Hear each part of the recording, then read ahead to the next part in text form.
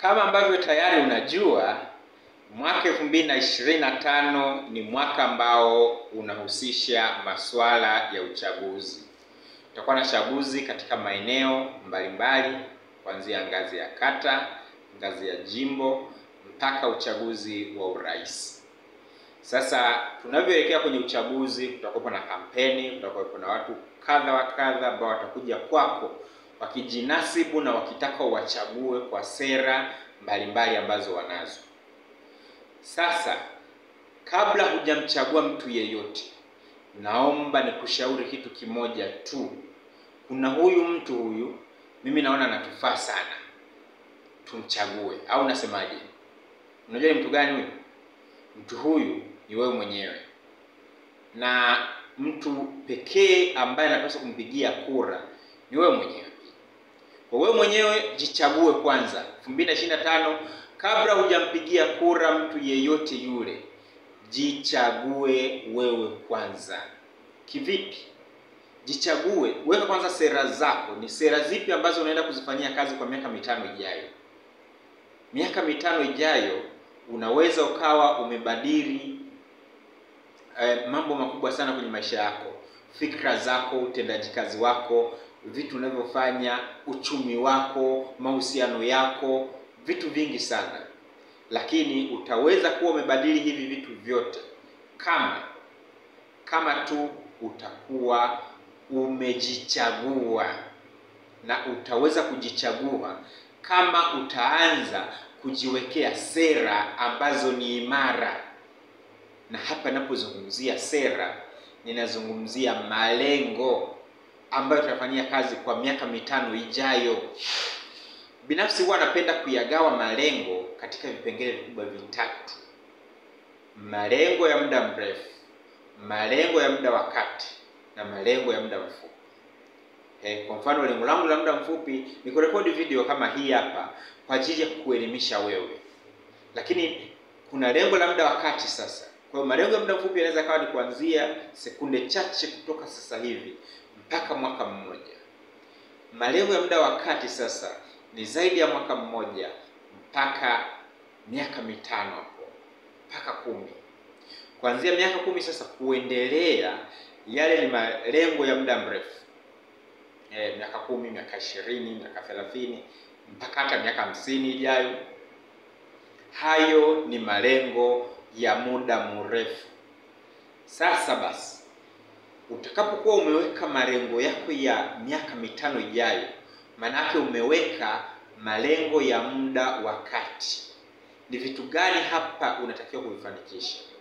Ni malengo gani ulionayo? Kiuchumi unataka uwe umefikia wapi? Unataka uwe unamiliki uchumi kiasi gani? Unataka uwe unaingiza kipato kiasi gani kwa wiki, kwa mwezi, kwa mwaka? Unataka uwe unalipwaje? Kwamba unalipwa kwa labda mshahara peke yake, au kuna vyanzo vingine ambavyo vinakuingizia kipato? Mahusiano yako unayaonaje miaka 5 ijayo? Upo na nani? Hilo wazo lako ulilonalo unalionaje? Limefanywaje kazi na limeweza kufikia wapi? Sikiliza rafiki yangu, unapojichagua wewe, maana yake nini?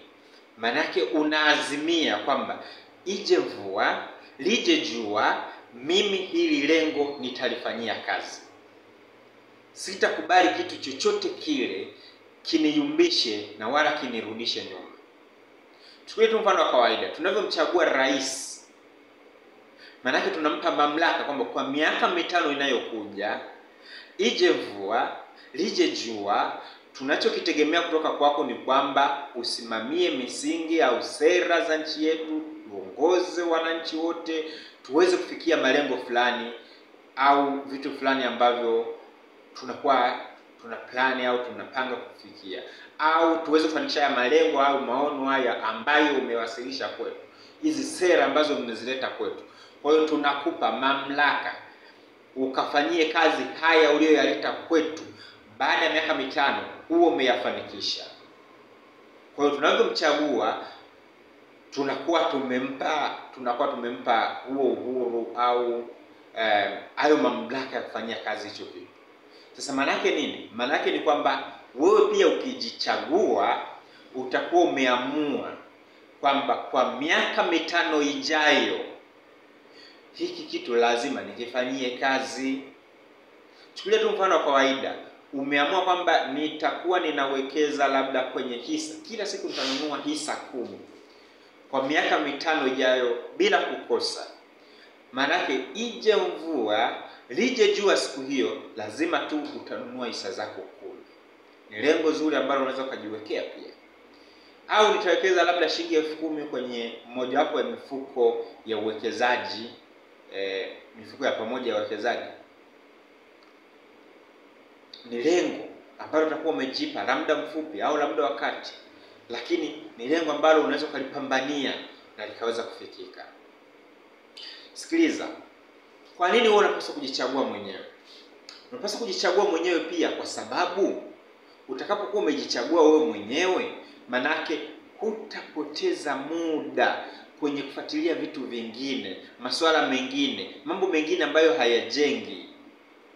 Utawekeza muda wako kwenye vipaumbele vyako, kwa sababu kumbuka una miaka 5 tu, na siku yoyote ile inayopita bila wewe kufanyia kazi lengo lako na ndoto zako kubwa ulizonazo, maana yake hiyo siku inakuwa imepita, unakuwa umeipoteza. Na kwa sababu ukipoteza siku nyingi mfululizo, maana yake hii miaka 5 hii utaipoteza yote na utaweza kufanikisha makubwa. Miaka 5 ijayo, nizungumzie tu eneo la uchumi hasa kwa undani siku ya leo. Uchumi wako unaweza kuwa umebadilika kwa kiwango kikubwa kabisa kama utaweka juhudi za dhati kuhakikisha kwamba unajenga uchumi wako ndani ya miaka 5 ijayo. Unaweza kuanza sasa hivi kwa kiwango hicho kidogo ulicho nacho, kwa kipato hicho kidogo ulicho nacho, lakini sikiliza,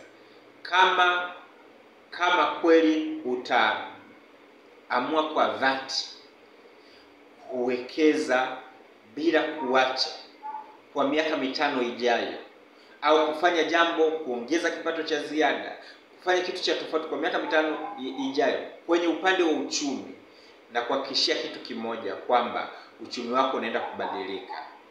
Unaenda kutengeneza uchumi wa tofauti. Unaenda kuwa unaingiza kipato ambacho hakikulazimishi wewe kufanya kazi moja kwa moja. Hiyo ni miaka 5 ijayo. Tulipata faida. Let's say mwaka huu kwa mfano, ngoja. Nataka tuende sawa hapa. Mwaka huu kwa mfano, hisa za benki ya CRDB wametoa, ni mwaka jana, wametoa gawio la shilingi 50. Let's say kaweka utaratibu wa kununua hisa 10 kila siku kwa miaka 5 ijayo, kwa siku 365 mara miaka 5. Maana yake baada ya miaka 5 utakuwa umeweza kununua hisa 18,250. Unazo. Let's say kwa hizi hisa wakatoa gawio la shilingi 50 kwa mwaka huo labda. Tunawashumu kwa sababu gawio linaweza likaongezeka au linaweza likapungua kulingana na mapato yatakavyokuwa. Lakini tuchukulie tu hilo walilotoa mwaka jana, wakalitoa kwa mwaka huo. Maana yake kwa mwaka huo baada ya miaka 5 utaingiza kipato. By the way, hii ni assumption, sio uhalisia. Kumbuka kwamba vitu vinabadilika. Uwekezaji, soko la hisa lina mabadiliko makubwa sana yanatokea kila siku, kila wiki, kila mwaka. Kwa hiyo hii video inaweza isiwe hasa hapa, hiki kipande cha ninachokipigia hesabu hapa kinaweza kisiwe na mantiki kubwa sana miaka 5 ijayo. Hizi hesabu zinaweza hazitakuwa hivi. Ni obvious kwamba hazitakuwa hivi. Lakini nataka tu nikupe picha ya jumla ya nini kinachoweza kutokea. Tuendelee sasa. Hii ni 9,12,500 kwa mwaka umeingiza bila kufanya kazi yoyote.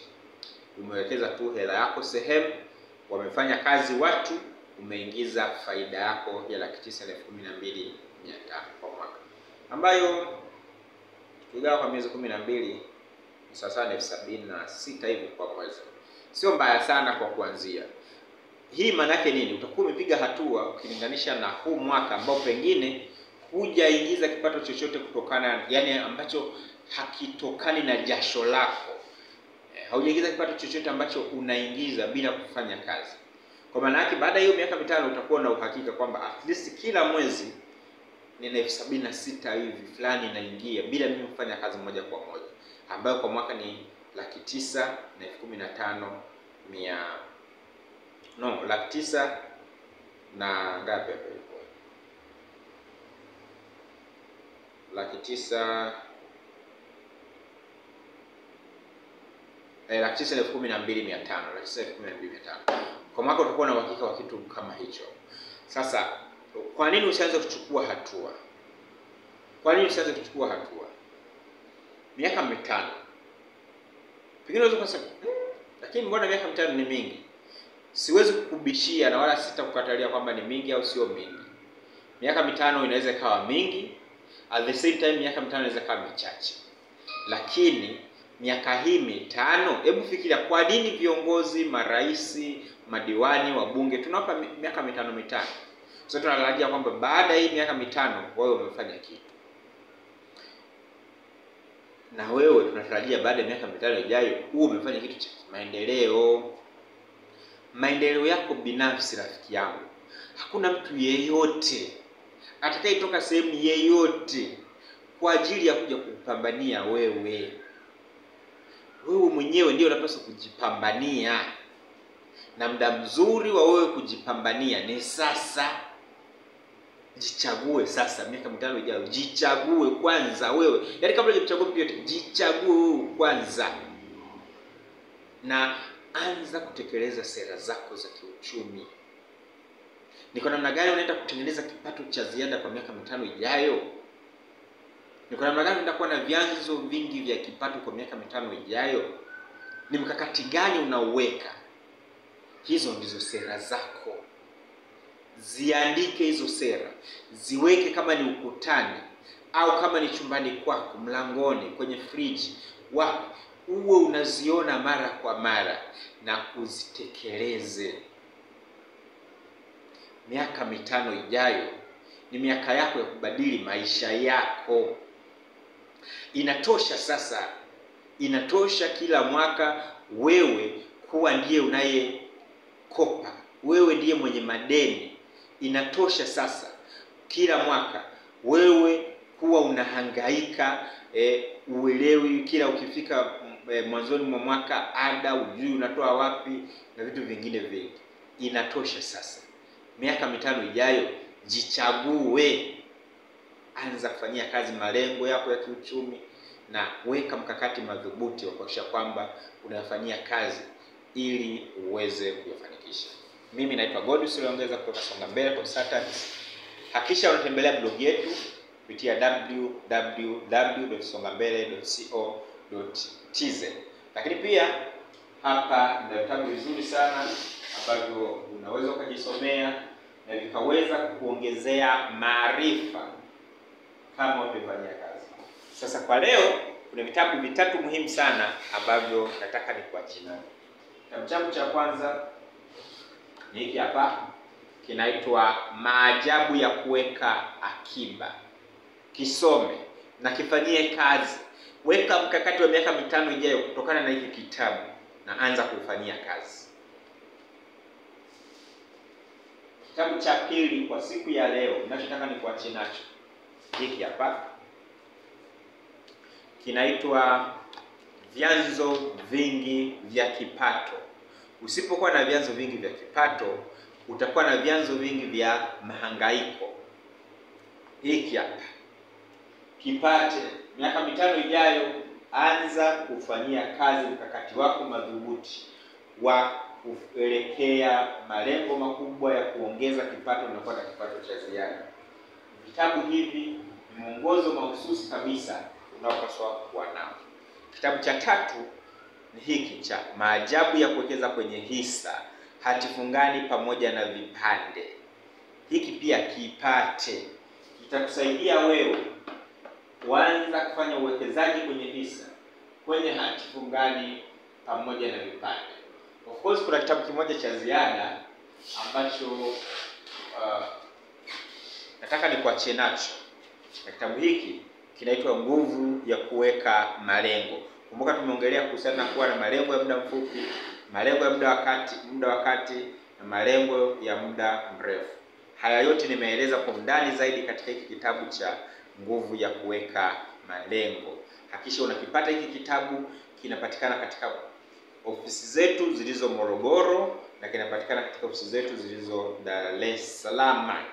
Kwa Morogoro piga simu 0684 408 755, na kwa Dar es Salaam piga simu au WhatsApp. Namba zote WhatsApp pia zinapatikana 0745 84 83 95. Vitabu hivi vinne, jinsi ya kufikia ndoto zako, hiki hapa Nguvu ya Kuweka Malengo, vyanzo vingi vya kipato. Usipokuwa na vyanzo vingi vya kipato, utakuwa na vyanzo vingi vya mahangaiko, pamoja na hiki cha Maajabu ya Kuweka Akiba. Vipate kwa manufaa yako ya miaka 5 ijayo. Kwa yote atakayechukua hatua ndani ya mwezi huu wa Machi 2025 kwa kuwasiliana na namba mojawapo kati ya hizo, atapata vitabu hivi vyote vinne, 1, 2, 3, 4 kwa shilingi ngapi unajua? Hiki 30, hiki hapa 30, hiki hapa 20, 50, 15, 40, 50, 65, 20, 85. Sawa. Utapata vyote hivi kwa pamoja kwa shilingi 60,000 kama utachukua hatua ndani ya huu mwezi wa 3. Wasiliana na hizo namba zilizotajwa 0684 408 755 au 0745 84 83 95. Mpaka wakati mwingine, mimi naitwa Godius Rweyongeza.